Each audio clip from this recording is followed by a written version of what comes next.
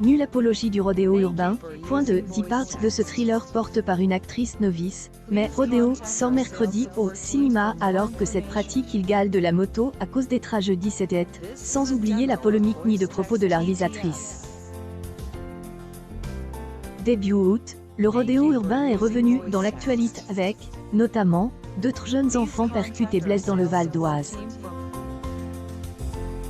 Ce qui a conduit le ministre de l'Intérieur, Gérald Darmanin, à dénoncer des actes criminels et intensifier la lutte contre cette pratique.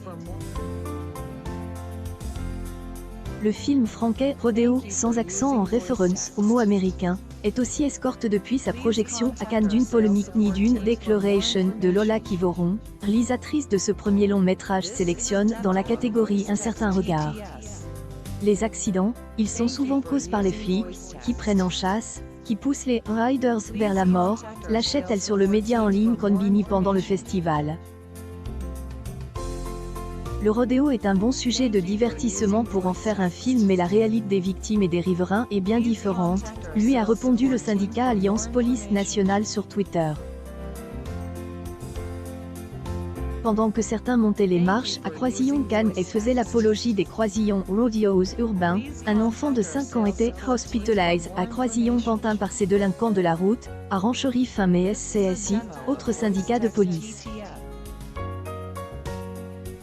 Je n'incrimine pas la police, je fais seulement un constat simple, écrivait la cinéaste fin juillet dans un communiqué.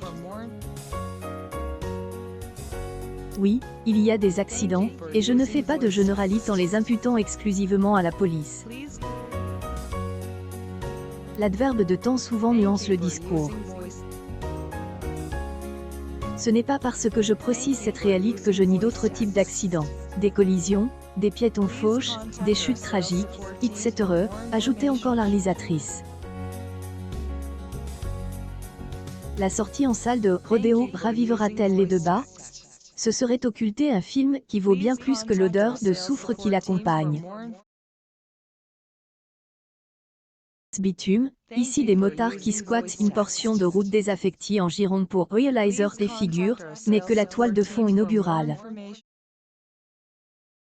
Car le film bifurque très vite vers le thriller, la chronique sociale et le parcours initiatique, avec des inserts oniriques.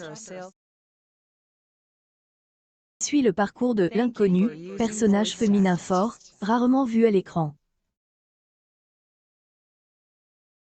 Louve solitaire, ni avec une moto entre les jambes, comme elle le dit dans le film, qui intègre une bande d'adeptes du cross-bitume qui vivent dans les marges, en périphérie bordelaise.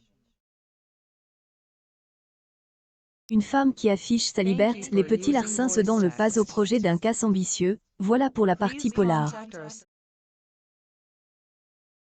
Plus intéressant est la plongée d'une jeune femme dans un environnement masculin, où elle se fera amie et ennemie.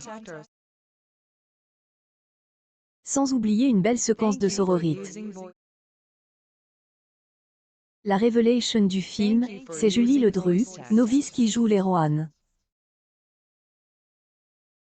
Sur Instagram par la cinéaste, elle aussi est née avec un guidon de moto entre les mains dans une famille guadeloupéenne de la région parisienne, il y a un peu moins de 30 ans.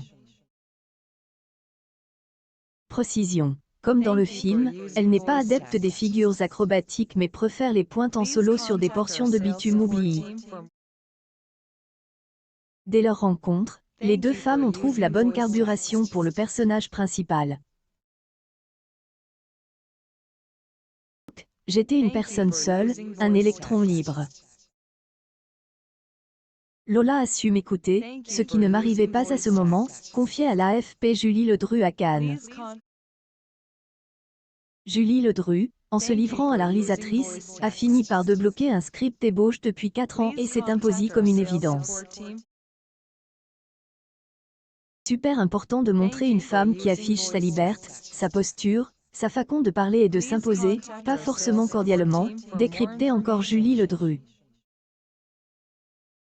PGR/MCH/NPK